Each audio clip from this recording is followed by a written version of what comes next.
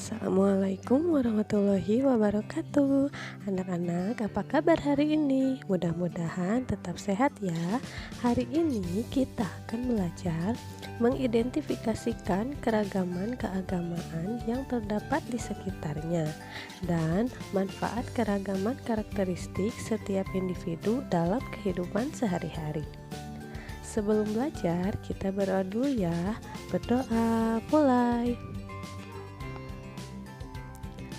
Selesai. Semua cita-cita membutuhkan usaha yang keras dan pantang menyerah.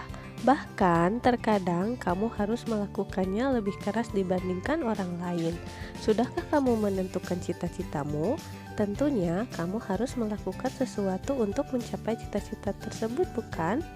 Cita-cita tidak mengenal suku, agama, atau kebangsaan.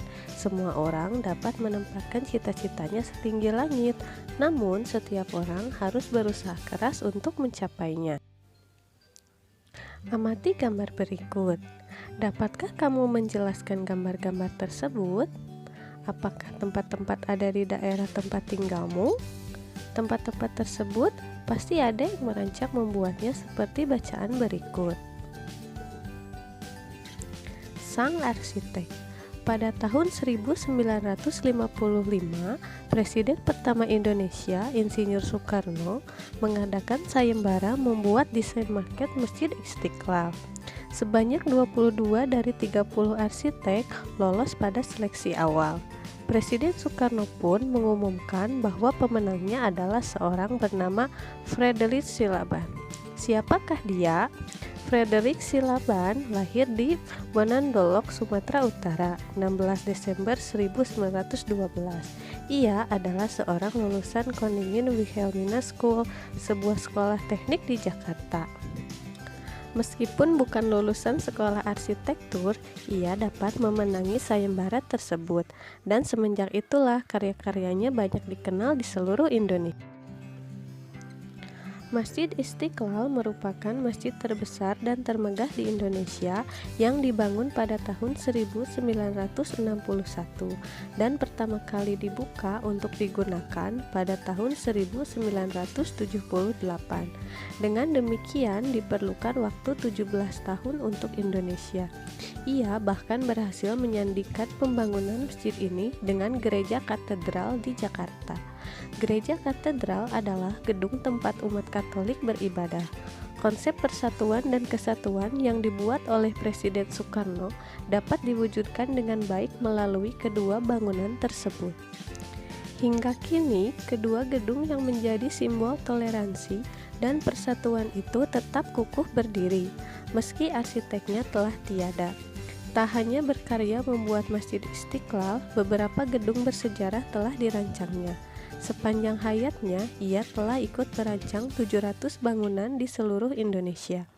Bangunan tersebut antara lain Gedung Stadion Gelora Bung Karno, Monumen Pembebasan Irian Barat, Monumen Nasional atau Tugu Monas, Gerbang Taman Makam Pahlawan Kalibata, dan Tugu Katulistiwa di Pontianak. Tahukah kamu ada berapa agama yang ada di Indonesia? Ya, tepat sekali.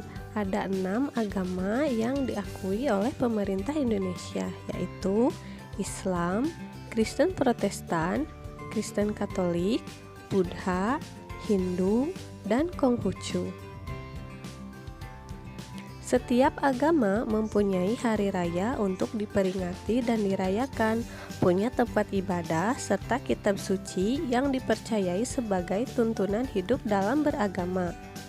Tempat ibadah umat Islam yaitu masjid, hari rayanya Idul Fitri, kitab sucinya kitab Al-Quran. Tempat ibadah umat Protestan adalah gereja, hari rayanya Natal, kitab sucinya Injil. Tempat ibadah umat Katolik adalah gereja, hari rayanya Natal, kitab sucinya Injil. Tempat ibadah umat Hindu adalah Pura, hari rayanya Nyepi, kitab sucinya Weda. Tempat ibadah umat Buddha yaitu Vihara, hari rayanya Waisak, kitab sucinya Tripita. Dan tempat ibadah Konghucu adalah kelenteng, hari rayanya Imlek, kitab sucinya Wujing. Keberagaman agama yang kita miliki tentunya akan menambah wawasan kita tentang keberagaman karakteristik setiap individu. Dengan bekal agama yang dianut setiap individu, kita bisa berjalan bersama dalam kehidupan sehari-hari tanpa mempermasalahkan keyakinan, tapi sama-sama menggapai cita-cita bersama, yaitu hidup rukun di negara Indonesia. Cita-cita yang kita inginkan tentunya bukan hal yang mudah kita capai. Tentunya dengan kerja keras, tidak putus asa, kita pasti akan mencapainya. Tentunya dengan izin Tuhan Yang Maha Esa. Setelah penjelasan tadi, sekarang anak-anak coba gambarkan 2 tempat ibadah dan isi titik-titiknya ya. Kerjakan di buku lalu fotokan ke ibu ya. Sekian pembelajaran hari ini. Mudah-mudahan semuanya paham ya. Wassalamualaikum warahmatullahi wabarakatuh.